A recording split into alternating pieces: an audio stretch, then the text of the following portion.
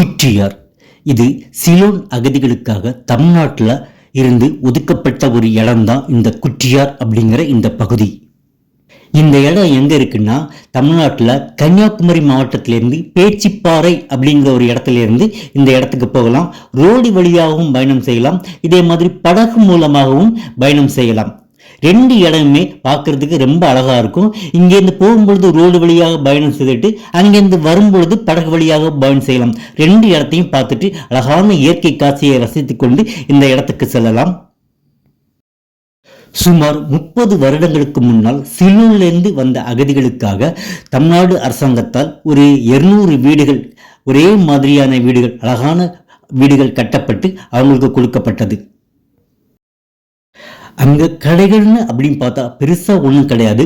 அன்னைக்கு வந்த மக்களுக்காக ஒரு சின்ன ஒரு பலசரக்கு கடை, அப்புறம் ஒரு டீ கடை, ஒரே ஒரு ரேஷன் பொருட்கள் வழங்குவதற்காக ஒரு ரேஷன் கடை. அது மட்டுமல்ல, ஒரு 8ஆம் வகுப்பு வரை படிக்கக்கூடிய ஒரு நடுநிலை பள்ளி அப்படியும் இந்த மூணையும் அவங்க தமிழக அரசால் அவங்களுக்கு வழங்கப்பட்டது. இதே மாதிரி வரிசையான ஒரே மாதிரியான வீடுகள் ஒரு 3 தெரு இருக்கும், 3 இல்லாட்டா ஒரு 4 தெரு இருக்கும், அவ்வளவுதான். அவங்களுக்கு என்ன தொழில் அப்படின்னு சொல்லி பார்த்தீங்கன்னா, அந்த ஏரியால நிறைய ரப்பர் மரங்கள் உண்டு. அந்த ரப்பர் மரத்திலிருந்து பால் வெட்டுவதற்கும் விவசாயம் சம்பந்தப்பட்ட தொழில்களும் அவங்களுக்கு ஏற்பாடு செய்யப்பட்டிருந்தது. அன்னைக்கு வந்தவங்க தொழில் செய்து அவங்க குழந்தைகளை எல்லாம் நல்லா படிக்க வச்சாங்க. இன்னைக்கு அவங்க குழந்தைகள் எல்லாம் வெளிநாட்டுல, வெளியூர்ல நல்ல வேலையிலையும் நல்ல அரசாங்க உத்தியோகத்திலையும் இருக்கிறாங்க. அவங்க வழிபாடு செய்வதற்காக மலைப்பகுதியில ஒரு அழகான ஒரு கோவில் கட்டி வச்சிருக்காங்க. அங்க இருந்தவங்களுடைய குழந்தைகள் படிச்சு வெளியூருக்கும் வெளிநாட்டுக்கும் வேலைக்கு போனதுனால அங்க இருக்கக்கூடிய மக்கள் இப்ப கொஞ்சம் குறைவு. இதுதான் அந்த கோவில். அவங்க எல்லாம் என்ன பண்ணுவாங்கன்னா, இந்த கோவிலுக்கு வருஷத்துக்கு ஒரு முறை சித்திரை மாசம் ஸ்கூல் எல்லாமே லீவா இருக்கும். அந்த டைம் இங்க கொடை விழா நடத்துவாங்க. அன்னைக்கு தான் எல்லா ஊர்ல இருந்தும் இங்க உள்ள மக்கள்லாம் இந்த ஊருக்கு வருவாங்க. 3 நாட்கள் கோவில் விழா மிக சிறப்பாக நடைபெறுகிறது. குழந்தைகளுக்கான கலை நிகழ்ச்சிகள், மேளதாளங்களுடன் மிக சிறப்பாக கொண்டாடப்படுகிறது. இந்த கோவில்ல ஒரு முருகர் சன்னதி இருக்கு. அந்த முருகருக்கு தீமிதி திருவிழா நடத்துவாங்க. பக்கத்துல ஒரு ஆறு போகுது. அந்த ஆறுல எல்லாருமா சேர்ந்து புனித நீர் ஆடிக்கொண்டு, அந்த நீராடி முடிஞ்ச உடனே முருகருக்கு காவடி எடுத்துட்டு வருவாங்க. வரும்பொழுது இந்த தீமிதி திருவிழாவும் நடைபெறுகிறது.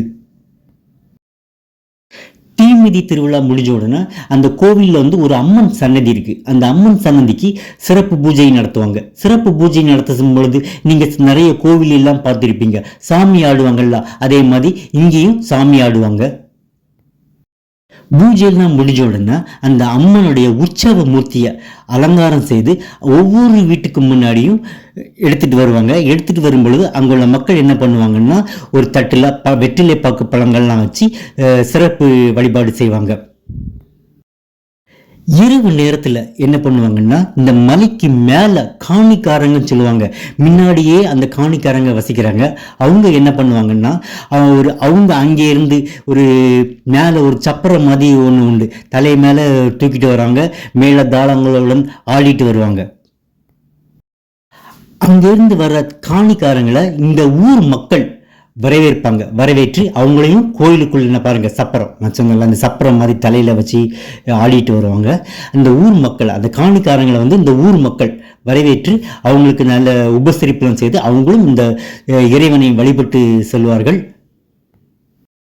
கடைசியில பாத்தீங்கன்னா, அங்குள்ள குழந்தைகளுக்கான கல்வி பரிசு, விளையாட்டு போட்டிகள்லாம் வச்சிருப்பாங்கல்ல, பெரியவங்களுக்கு சின்னவங்களுக்கெல்லாம் அவங்களுக்கான பரிசு, கலை நிகழ்ச்சிகளுக்கான பரிசு அப்படிலாம் கொடுக்குறாங்க. ஸ்டேஜ் போட்டு கொடுக்குறாங்க. கச்சேரி எல்லாம் வைக்கிறாங்க. சினிமா பாட்டு கச்சேரி, பக்தி கச்சேரி எல்லாம் வச்சு அந்த விழாவை சிறப்பாக நிறைவு செய்கிறாங்க. இவங்களுக்கு ஒரு பாராட்டு தெரிவிக்கலாம்.